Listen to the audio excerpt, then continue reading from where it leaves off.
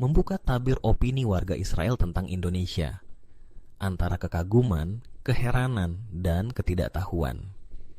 Di tengah pusaran geopolitik Timur Tengah yang memanas, di tengah sejarah hubungan diplomatik yang tak pernah resmi terjalin antara dua negara, muncul satu pertanyaan menarik yang tak banyak dibahas dalam arus utama. Apa sebenarnya pendapat warga Israel tentang Indonesia? Sebuah pertanyaan sederhana, namun jawabannya tidak sesederhana itu. Mengingat Indonesia merupakan negara dengan populasi Muslim terbesar di dunia dan tidak memiliki hubungan diplomatik formal dengan Israel, opini masyarakat Israel terhadap Indonesia seringkali dibentuk oleh gambaran yang terbatas, stereotip, atau informasi yang didapat dari media dan perjumpaan individu. Namun, dalam beberapa tahun terakhir, terutama sejak munculnya media sosial, forum diskusi internasional, dan interaksi lintas negara yang lebih terbuka, mulai terlihat adanya dinamika opini yang lebih kompleks dari sekadar suka atau tidak suka. Dalam narasi ini, kita akan membedah secara mendalam persepsi warga Israel terhadap Indonesia, dari kekaguman mereka terhadap keindahan alam Indonesia, hingga persepsi politis mereka terhadap sikap Indonesia yang cenderung pro-Palestina. Narasi ini akan menyelami pandangan warga Israel dari berbagai kalangan, muda dan tua, konservatif dan liberal, religius dan sekuler, serta dari wilayah pusat hingga pinggiran. 1. Indonesia di mata warga Israel. Negara yang misterius. Bagi banyak warga Israel, Indonesia adalah sebuah negara besar yang terlihat tapi tak tersentuh. Beberapa dari mereka bahkan baru benar-benar mengenal nama Indonesia melalui berita-berita terkait konferensi internasional, bencana alam, atau posisi Indonesia dalam isu Palestina-Israel. Indonesia yang berada sangat jauh dari Timur Tengah bukanlah bagian dari percakapan sehari-hari masyarakat Israel. Namun, saat para peneliti, jurnalis, dan penulis perjalanan mulai menelusuri opini publik Israel tentang Indonesia, ditemukan sebuah pola menarik. Mayoritas warga Israel tidak memiliki sikap negatif terhadap Indonesia, tetapi justru merasa penasaran dan ingin tahu lebih banyak.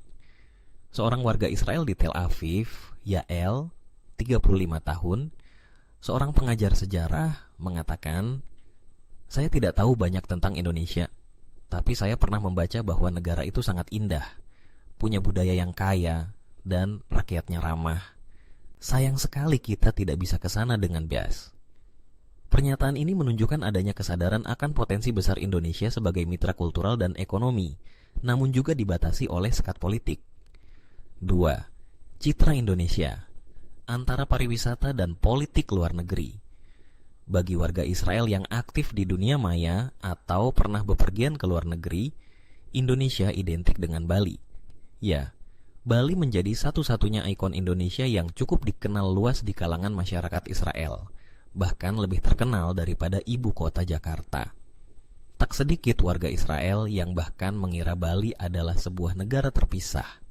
Namun, dalam beberapa tahun terakhir, sebagian warga Israel mulai mengenal lebih luas tentang Indonesia.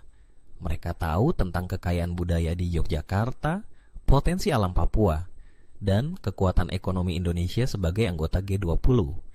Sebagian bahkan mulai melihat Indonesia sebagai negara yang tumbuh menjadi kekuatan regional di Asia Tenggara, dengan populasi besar, pasar potensial, dan posisi strategis di antara dua samudra. Akan tetapi, kekaguman itu tidak serta-merta memupuskan rasa kecewa dari sebagian warga Israel atas sikap politik luar negeri Indonesia yang tegas dalam mendukung kemerdekaan Palestina dan menolak normalisasi hubungan dengan Israel. Seorang pengusaha teknologi di Haifa, Shimon, 42 tahun, mengatakan, "Kami ingin menjalin relasi dengan siapapun yang mau terbuka, tapi Indonesia tampaknya belum siap. Saya tidak menyalahkan mereka. Mungkin itu karena sejarah dan tekanan domestik. Tapi kalau kita bisa berdamai dengan Uni Emirat Arab, kenapa tidak dengan Indonesia?" Pernyataan ini mengungkapkan bahwa sebagian warga Israel melihat hubungan Indonesia-Israel bukan dari perspektif permusuhan, melainkan ketidakterbukaan dari satu pihak, yaitu Indonesia. 3. Efek Abraham Accords, harapan baru, kesepakatan Abraham yang ditandatangani pada tahun 2020 antara Israel, Uni Emirat Arab, Bahrain, dan negara-negara Teluk lainnya membuka babak baru dalam diplomasi Timur Tengah. Warga Israel yang sebelumnya terbiasa hidup dalam isolasi diplomatik mulai merasakan gelombang perubahan. Mereka bisa bepergian ke Dubai, bekerja sama dalam proyek teknologi di Abu Dhabi, dan menyaksikan bendera mereka berkibar di luar negeri Arab.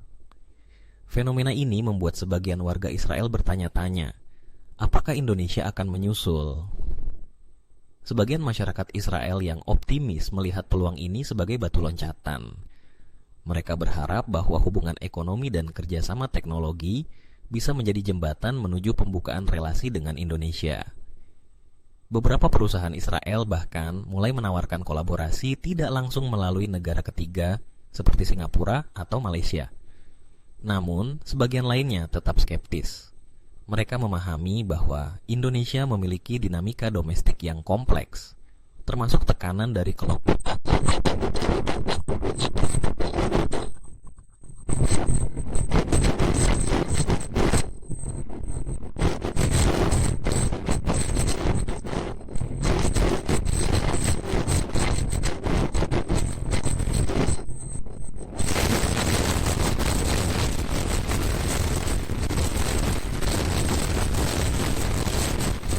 Di Israel, berita tentang Indonesia sangat minim. Media-media besar di Israel jarang meliput Indonesia secara khusus, kecuali dalam konteks yang berkaitan dengan Islam politik atau dukungan Indonesia terhadap Palestina. Hal ini menciptakan jurang persepsi yang cukup dalam. Sebagian warga Israel menganggap Indonesia sebagai negara Muslim konservatif yang anti-Israel, padahal kenyataannya lebih kompleks. Indonesia adalah negara demokrasi dengan spektrum politik yang luas. Dan meskipun ada penolakan terhadap Israel di level pemerintah, masyarakat sipilnya cukup beragam dalam pandangan. Salah seorang mahasiswa Israel, Talia, 24 tahun, mengatakan, "Saya baru tahu Indonesia itu bukan negara Islam, tapi negara sekuler. Saya pikir mereka seperti Iran atau Arab Saudi, tapi ternyata lebih seperti India dalam hal keberagaman." Pernyataan ini menunjukkan bahwa ketika informasi yang akurat sampai, persepsi bisa berubah drastis. 5. Kontak personal, jembatan pengertian.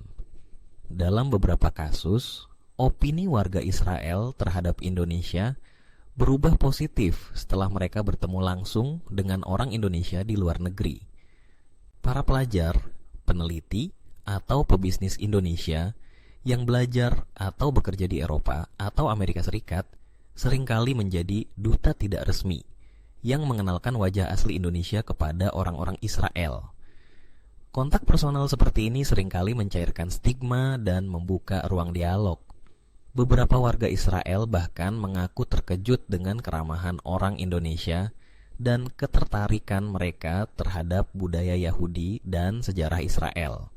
Dalam sebuah forum online internasional, seorang warga Israel menulis, "Saya bertemu orang Indonesia di konferensi di Berlin. Mereka sangat terbuka dan ingin tahu tentang Israel. Kami bicara soal startup, sejarah, bahkan kuliner. Setelah itu saya jadi sering membaca berita tentang Indonesia dan berharap suatu hari bisa mengunjunginya." Generasi muda Israel lebih terbuka, lebih global. Generasi muda Israel saat ini jauh lebih kosmopolitan dibandingkan 1 atau 2 dekade lalu. Mereka tumbuh dalam era internet, bepergian ke luar negeri, dan terpapar pada beragam budaya. Bagi mereka, Indonesia bukan musuh, melainkan negara besar yang menarik untuk dipelajari. Survei internal di salah satu universitas di Israel menunjukkan bahwa lebih dari 70% mahasiswa menginginkan hubungan terbuka dengan negara-negara Asia, termasuk Indonesia. Mereka melihat Asia sebagai masa depan, pusat inovasi ekonomi digital, dan pasar potensial. Namun, tantangannya tetap ada. Selama pemerintah Indonesia tetap tidak membuka ruang diplomatik formal, komunikasi antar masyarakat akan tetap terbatas dan hanya bisa berlangsung secara tidak resmi. 7. Masa depan. Akankah terjadi perubahan? Pertanyaan besar yang masih menggantung adalah, akankah Indonesia dan Israel suatu saat menjalin hubungan resmi? Dari sisi masyarakat Israel, jawabannya cenderung positif. Mereka tidak memusuhi Indonesia. Bahkan, banyak dari mereka berharap bisa menjalin kerjasama di bidang teknologi, agrikultur, dan pendidikan. Namun mereka menyadari bahwa perubahan ini tidak bisa dipaksakan. Ia membutuhkan waktu, keberanian politik, dan perubahan persepsi publik dari kedua belah pihak. Bagi masyarakat Indonesia sendiri, tantangan terbesarnya bukan pada sikap terhadap Israel semata, melainkan bagaimana menjaga komitmen terhadap Palestina tanpa menutup diri dari kemungkinan dialog dengan Israel. Banyak akademisi dan diplomat meyakini bahwa hubungan dengan Israel tidak serta-merta mengkhianati Palestina, asal dibangun atas dasar keadilan dan keseimbangan. Menjembatani dua dunia narasi tentang apa yang dipikirkan warga Israel tentang Indonesia mengungkapkan realitas yang kompleks. Di satu sisi, ada kekaguman dan rasa ingin tahu. Di sisi lain, ada keterbatasan informasi dan persepsi yang belum tentu akurat. Namun satu hal yang pasti, di luar garis politik dan diplomasi, hubungan antar manusia selalu menyimpan harapan. Jika kita melihat dari kacamata masyarakat, bukan pemerintah, maka kita akan menemukan bahwa mayoritas warga Israel melihat Indonesia bukan sebagai musuh, melainkan sebagai negara besar yang layak dikenali, dihormati, dan mungkin suatu hari nanti dijadikan sahabat.